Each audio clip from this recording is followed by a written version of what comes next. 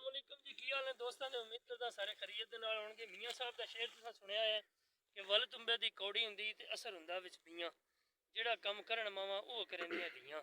उस तुम्बे नाल जनाब हासिल करने वास्ते असीं एड्डे वड्डे टिब्बे दे नेड़े आए हैं।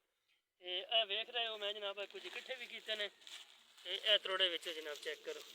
ते बाकी असीं कर भी रहे इस तरह जिवें चिब्बड़ हुंदा ना, इस तरह ही वल्लां ने इन्हां नाल लगे ने, लेकिन हुण मौसम नहीं है, सीजन नहीं है, सीजन खत्म है। ते बाकी ये है सन, मैं आखेआ चलो असीं अपने हिस्से दे असीं भी इकट्ठे कर लईए। आ जाओ फिर नाल नाल तुम्बे इकट्ठे करिए।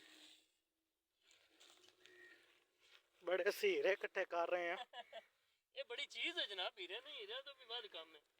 देखो हीरे की कर सकते हैं, हीरा सिर्फ तुहाडी शौमेंट वास्ते ते तुहानूं चोर डाकू पाउण दे।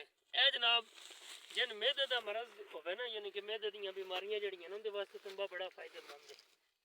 ते हीरे नाल फिर वध नहीं कम हो गया। तुसीं कहंदे हो हीरे नाल कोई चंगी चीज़, हीरा कोई चीज़ नहीं है।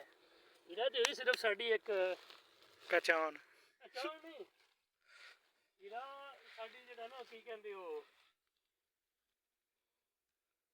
मेरा एक गलत फहमी है।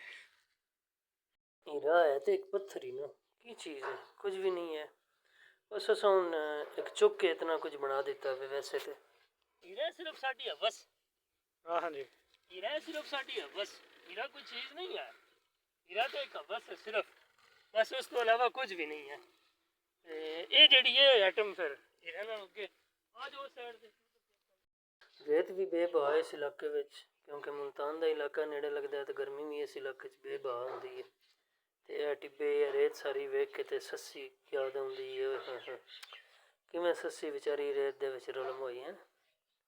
ते आओ जनाब चेक करो, टिब्बे शिब्बे भी ते रेत भी ते जनाब सारा वीरान इलाका भी। ते इत्थे कीड़े वेखे ना भी चेक करो किवें लैन च चलदे ने।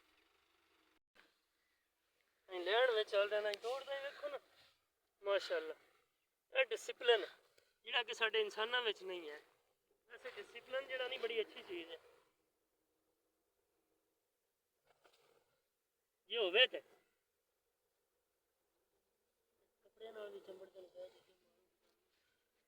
ये भी अपना रिजक तलाश कर रहे हैं। वेखो लैन विच कीड़े बेहतरीन माशाअल्लाह चल रहे हैं ते अपना रिजक भी वो भी इकट्ठा कर रहे हैं। बस साढ़े विच ही भुख है, और इस भुख की वजह तो असीं जनाब आपस में लड़ पैने या मामलात बना लेने। बहरहाल अल्लाह खैर करे जनाब। फिलहाल तो माशाअल्लाह कीड़ियां का भी डिसिपलिन विखाया ते नाल जनाब कोई टिब्बियां की सैर भी कराइए। वो टिब्बे जेड़े वेख के सस्सी याद आउंदी है। ते हुण मेरा दिल सांदे हो इजाजत, इंशाअल्लाह असीं तुहानूं फिर कदें मिलांगे नवीं वीडियो दे नाल।